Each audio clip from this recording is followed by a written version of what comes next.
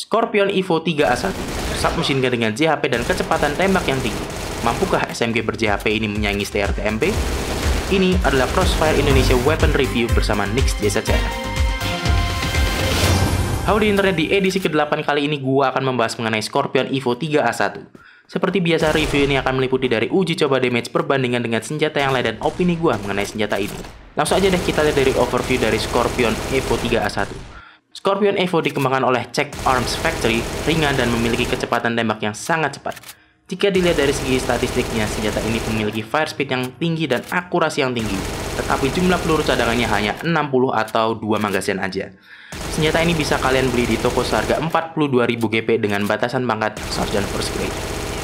Oke, kita lanjut ke statistik damage. Untuk jarak dekat, senjata ini ke kepala menghasilkan damage 61 untuk armor dan 95 untuk non-armor, ke dada dan perut 17 untuk armor dan 27 untuk non-armor, ke lengan 21 dan kaki 18.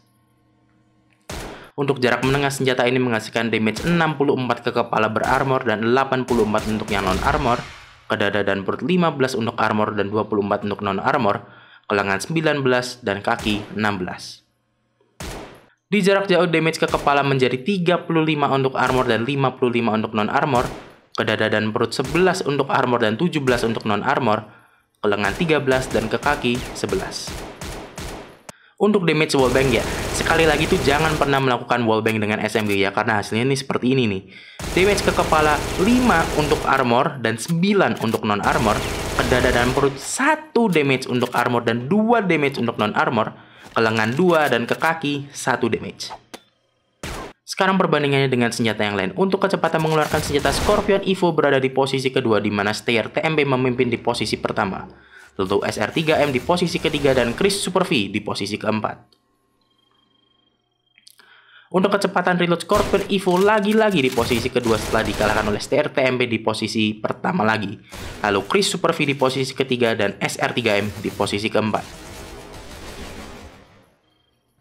Untuk kecepatan tembak, Scorpion Evo dan STR-TMP unggul di posisi pertama. Iya, seri di posisi pertama. Lalu di posisi kedua ada Chris Super V dan SR3M dan juga seri di posisi kedua. Untuk lebih jelasnya bisa kalian lihat di slow motion ini.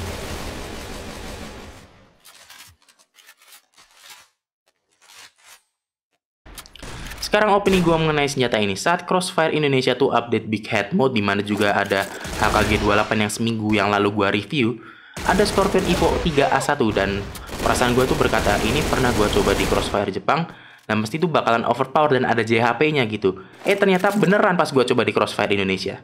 Ya mirip-mirip STR-TMP sedikit sih, tapi memang sih kalah dari segi damage dan beberapa hal yang lainnya. Tapi worth it kok, karena belum ada STR-TMP yang polos juga. Jarak serangan dan recoilnya dari Scorpion Evo tuh menjadi masalah dari senjata ini. Ya memang akurasinya tuh tinggi, tapi kalau ditembakkan dari jarak yang terlalu jauh kan juga ujung-ujungnya hancur akurasinya. Karena recoil dan damage-nya tuh pasti ngedrop kalau udah di jarak jauh. Jadinya tuh ya senjata ini tuh lebih pantas kalau kalian gunakan tuh saat di jarak dekat gitu. Ya namanya juga submachine gun di Crossfire. Cukup 42.000 GP aja tuh kalian sudah bisa menikmati senjata ini. Fire speed tinggi, damage sedang, ber-JHP, ringan juga. Gue tuh nggak bisa ngomong banyak tentang senjata ini ya, karena selain suara gue tuh lagi rada seret, lagi agak kurang bagus tuh.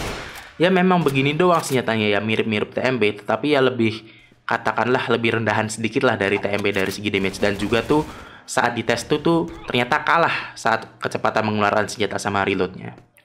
Oke, jadi demikian edisi ke-8 dari Crossfire Indonesia Weapon Review. Terima kasih telah menonton video ini dan beritahu gue senjata apa lagi yang harus gue review minggu depan. Saksikan Crossfire Indonesia Weapon Review setiap Sabtu pukul 12 waktu Indonesia Barat di Nix JSCF. Gua Nix JSCF, talk to you then.